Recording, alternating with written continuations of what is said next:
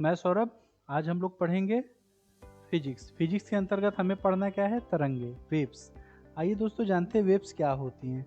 दोस्तों किसी मीडियम में क्रिएटेड डिस्टरबेंस ही वेव्स होती है, यानी किसी माध्यम में उत्पन्न विक्षोभ ही तरंगे कहलाती। जैसे हम जब किसी जल की सतह पे पत्थर फेंकते हैं, जल की सतह में या जल में, तो क्या होता है, जो सतह अभी तक शांत थी वो कहीं ऊपर कहीं नीचे ऐसे ऐसे करके हमें दिखने लगती। तो इसी को हम कहते हैं तरंगे। यानी सीधे शब्दों में तरंगे क्या होती? किसी मीडियम में क्रिएटेड डिस्टरबेंस, किसी माध्यम में उत्पन्न विक्षोभ ही तरंगे कहलाती हैं।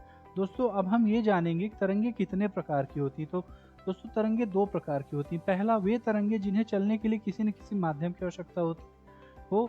दूसरा वे तरंगे जिन्हें चलने के लिए किसी माध्यम की आवश्यकता नहीं होती, वो वैक्यूम में भी चल सकती हैं। तो दोस्तों माध्यम यहाँ क्या होता है ये भी समझ लेते हैं। दोस्तों माध्यम से ऐसे ठोस, द्रव, गैस यानी सॉलिड, लिक्विड या गैस कोई भी हो सकता है। जैसे दोस्तों मैं आप तक, मेरी जो भी बातें हैं वो आप तक सिर्फ इसलिए पहुंच रही, मेरे और आपके बीच में एक माध्यम, एक मीडियम। वो मीडियम क्या है? एयर, जो कि अपने आप में nitrogen, oxygen, argon, carbon dioxide और भी कई गैसों का मिश्रण है। ठीक है दोस्तों, तो आप समझ सकते हैं माध्यम क्या होता है। तो दोस्तों हम सबसे पहले ये देखेंगे कि तरंगों को दो भागों में बांटा गया। पहला मैकेनिकल वेव्स, जिन्हें चलने के लिए मीडियम यानी माध्यम की आवश्यकता होती। दूसरा दोस्तों जिन्हें चलने के लिए किसी माध्यम की आवश्यकता नहीं होती, ये निर्वात में भी चल सकते हैं, वैक्यूम में भी चल सकते हैं, इन्हें कहते हैं हम नॉन मैकेनिकल वेव्स। दोस्तों इसको हम समझ सकते हैं M for mechanical, M for medium. यानी जिसे चलने के लिए मीडियम की आवश्यकता होगी वो मैकेनिकल वेव्स हैं, जिसे चलने के लिए मीडियम की आवश्यकता नहीं है वो नॉन मैकेनिकल वेव्स हैं। नॉन मैकेनिकल वेव्स को हम क्या कहते हैं? विद्युत चुंबकीय तरंगे भी कहते हैं। तो दोस्तों आइए हम देखते हैं मैकेनिकल वेव्स को भी दो भागों में बांटा जाता है। तो इसका बेस क्या है, किस आधार पर हम इसे बांट रहे हैं? तो दोस्तों माध्यम जो है हमारा, मीडियम जो है, इसके पार्टिकल यानी माध्यम के कणों का जो वाइब्रेशन होता है, जो दोलन होता है, वो तरंग के चलने की दिशा की किस प्रकार से हो रहा है, इस आधार पे हम मैकेनिकल वेव्स को दो भागों में बांटते हैं। दोस्तों अगर माध्यम के कण तरंग के चलने की दिशा के लंबवत दोलन करते, लंबवत वाइब्रेशन करते, परपेंडिकुलर वाइब्रेशन करते हैं, तो ये कहलाती हैं अनुप्रस्थ तरंगे। अगर यही माध्यम के कण तरंगों के चलने की दिशा के समानांतर दोलन करते, तो ये कहलाती हैं अनुदैर्ध्य तरंगे, जिसे इंग्लिश में लॉन्गिट्यूडनल वेव्स कहते हैं। दोस्तों हम एक चीज ये भी देखेंगे कि अनुप्रस्थ तरंगे, अनुदैर्ध्य तरंगे दोनों ही किसका पार्ट है?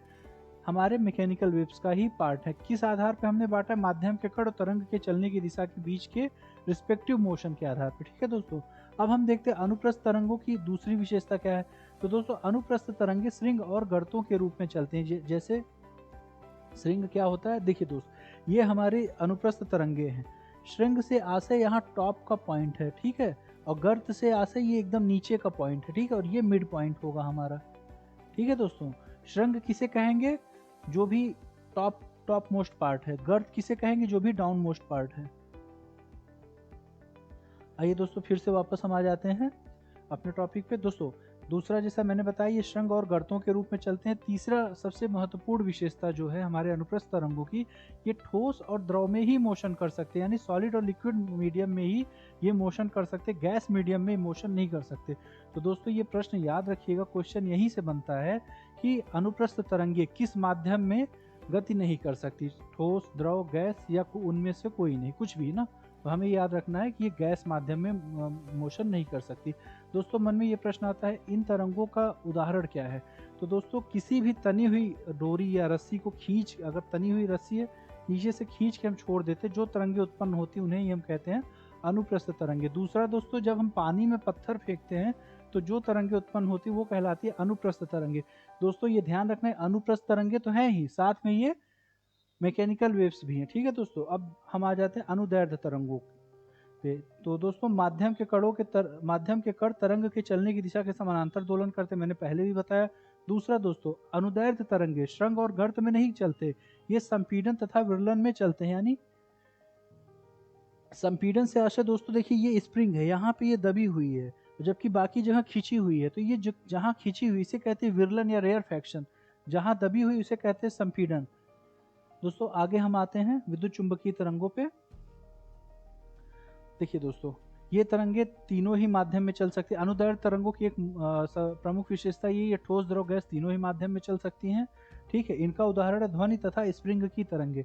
दोस्तों अब हम देखते हैं विद्युत चुंबकीय तरंगे, यानी वे तरंगे जिससे चलने के लिए माध्यम की आवश्यकता नहीं होती। ये टोटल 7 प्रकार की होती है दोस्तों। सबसे पहला है गामा किरणें। इसके खोजकर्ता कौन है? बैकुरल। दोस्तों 2019 के पीसीएस में पूछा था एक्स रेस के खोजकर्ता कौन है, इसीलिए मैंने सातों रेस के खोजकर्ता का नाम सामने लिख दिया। दोस्तों गामा किरणों के खोजकर्ता हेनरी बैकुरल है। सॉरी। दूसरा दोस्तों एक्स किरणें। एक्स किरणें जो कि हमारी हड्डियों के लिए और बाकी जगहों पे प्रयोग की जाती हैं कि टूट फूट ना हो, वहाँ पे एक्स किरणों का प्रयोग होता है। इसके खोजकर्ता है रोंटेजन। बार बार एक्सरे कराने से हमारे हड्डियों में कई प्रकार की बीमारियां भी आ जाती हैं। दोस्तों तीसरा हो गया यूवी किरणें, जिसे हिंदी में पराबैंगनी किरणें कहते हैं। दोस्तों ग्लोबल वार्मिंग के लिए सबसे ज़्यादा यूवी रेज ही जिम्मेदार हैं। हालांकि यूवी रेज भी 3 पार्ट होते हैं, इनके भी 3 पार्ट होते हैं यूवी रेज में, पार्ट ए, पार्ट बी और पार्ट सी। दोस्तों पार्ट ए और बी यूवी रेस के तो खतरनाक नहीं, लेकिन पार्ट सी बहुत खतरनाक है। अगर ये पूरी तरीके से पृथ्वी पे आ जाए तो स्किन का कैंसर और भी बहुत सारी बीमारियां हो सकती हैं। लेकिन दोस्तों हमारी ओजोन परत जो कि क्षोभ मंडल और संताप मंडल के मध्य में अवस्थित होती है, ये इन्हें अवशोषित कर लेती है। ठीक है दोस्तों, यूवी रेस के खोजकर्ता कौन है? रिटर। चौथा दोस्तों प्रकाश। प्रकाश यानी जो सनलाइट हमारे तक आती है, इसे हम प्रकाश कहते हैं, ये आप जानते हैं। प्रकाश को वैसे तो दोस्तों कई वैज्ञानिकों ने अपने अलग अलग सिद्धांत दिए। न्यूटन ने सिद्धांत दिया, हाइगनबर्ग ने सिद्धांत दिया, प्लांक ने दिया, लेकिन इसके खोजकर्ता प्रायः हम न्यूटन को ही मानते हैं।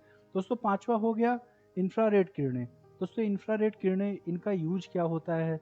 इनका यूज दोस्तों रिमोट में होता है। दूसरा भी हाल ही में आर्मी को नाइट विजन कैमरे दिए गए हैं, वो इंफ्रारेड वेव से ही चलते हैं, नाइट विजन कैमरे और हमारे रिमोट। इसके खोजकर्ता कौन है दोस्तों? विलियम हर्सेल। ठीक है दोस्तों, अब आ गए हम लोग छठवें पे। ये हो गया दोस्तों शॉर्ट रेडियो वेव। दोस्तों कोई भी रेडियो वेव हो, इसका यूज़ सिर्फ और सिर्फ संचार में ही, आप समझ लो सीधे संचार में इसका यूज़ होता है। होते तो और भी कुछ यूजेस हैं, लेकिन जो मेन यूज़ है वो संचार में यानी कम्युनिकेशन में होता है। तो दोस्तों रेडियो वेव्स दो हैं यहाँ पे, छठवां शॉर्ट रेडियो वेव, सातवां लॉन्ग रेडियो वेव। दोस्तों दोनों ही संचार में प्रयोग किए जाते हैं। शॉर्ट रेडियो वेव के खोजकर्ता कौन है? हर्ट्ज। लॉन्ग रेडियो वेव के खोजकर्ता मार्कोनी।